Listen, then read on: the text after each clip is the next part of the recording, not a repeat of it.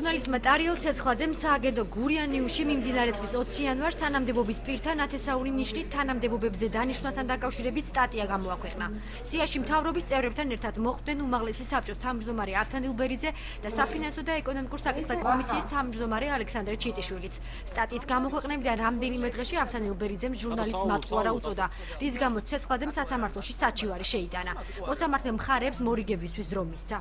მოსამართლემ შემოგთავაზა მორიგება, ჩვენ ორივე მხარე თანახმავართ, რომ მორიგება შედგეს, თუმცა არის ორივე მხარიდან დათმობა.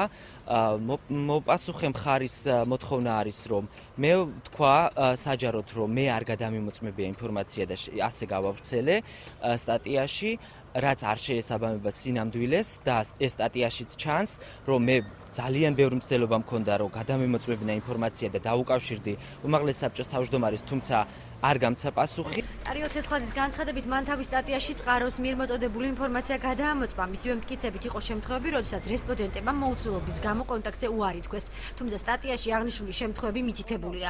ავთან ილბერიძის წარმომადგენელი ამტკიცებს, რომ ჟურნალისტმა ეთიკა დაარღვია. კარგად მოგეხსენება თქვენში ჟურნალისტთა ეთიკის კოდექსი, რომელიც გავალდებულეთ ინფორმაცია გადაამოწმოთ და ისე გამოაქვეყნოთ. იმ შემთხვევაში თუ კი გადაამოწმებთ და კომენტარს ვერ მოიპოვებთ, ესეც უნდა დააფიქსიროთ. ამასთან დაკავშირებით ჩვენ შევთავაზებთ მხარეს, რომ პიროვნებასთან მიმართებაში ბატონ ავთანდილის განცხადება არ გაუკეთებია. შესაბამისად ჩვენ მოვითხოვეთ მხარისაგან, რომ თავადვე აღიაროს, რომ ინფორმაცია თუ კი გადაამოწმა და ვერ მოიპოვა კომენტარი, ესეც გამოაქვეყნოს. მორიგების შემთხვევაში ტარიელ ცეცხლაძემ უნდა განაცხადოს, რომ წყაროს მიერ მოწოდებული ინფორმაცია არ გადაუმოწმებია. თავის მხრივ კი უმაღლესი საბჭოს თავმჯდომარე ვალდებული იქნება თქვას, რომ ჟურნალისტს შეცდომა არ დაუშვია. მორიგებასთან დაკავშირებით სხვადასხვა მოსაზრება აქვთ უმაღლესი საბჭოს თავმჯდომარეს და მის ადვოკატს. ავთან ილბერიძე მორიგებაზე უარს ამბობს და სასამართლოს მიერ გამამტყუნებელი განაჩენის გამოტანის შემთხვევაში გადაწყვეტილების გასაჩივრებას აპირებს. თუ არ მომეწონება და ჩავთვლი უსამართლო, გავასაჩივრდეთ ცენტრალურ ორგანოში და მხოლოდ სამართლებრივი გზით.